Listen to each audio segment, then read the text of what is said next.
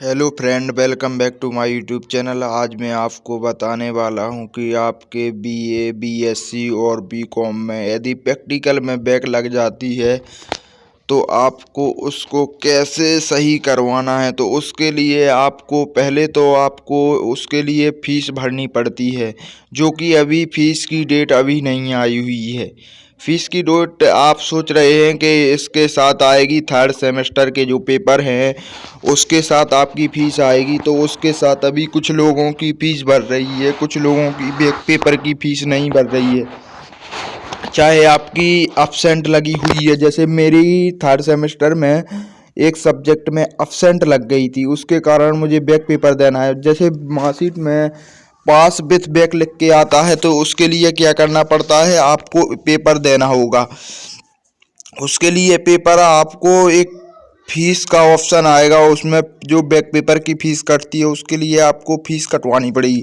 Fees कटवाने के बाद आपको एक लिस्ट आएगी, उसमें आपको जो आपका सब्जेक्ट है उस सब्जेक्ट का आपका पेपर और आपका नाम, डेट आएगी। उस डेट के थ्रू आपको पेपर देना होगा। उस डेट अब जो आपके पिछली ईयर के पेपर होंगे, जैसे आप सेकेंड ईयर में पहुंच चुके हैं, आपके फर्स्ट ईयर के पेपर है उस सब्जेक्ट का, तो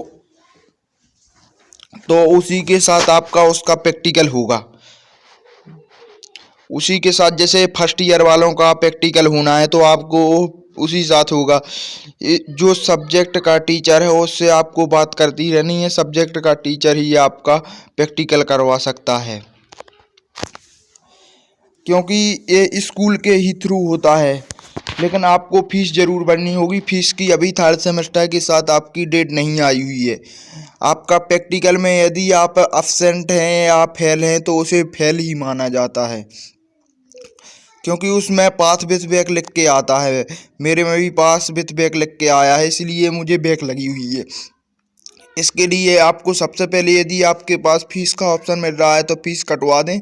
उसके बाद आप टीचर्स के संपर्क में रहें और कॉलेज वालों के संपर्क में रहें, तो आपको उससे क्या होगा कि आपको जो भी जब भी डेट आएगी तो वो आपको सूचित कर देंगे तो आपको उसका प्रैक्टिकल देना पड़ेगा।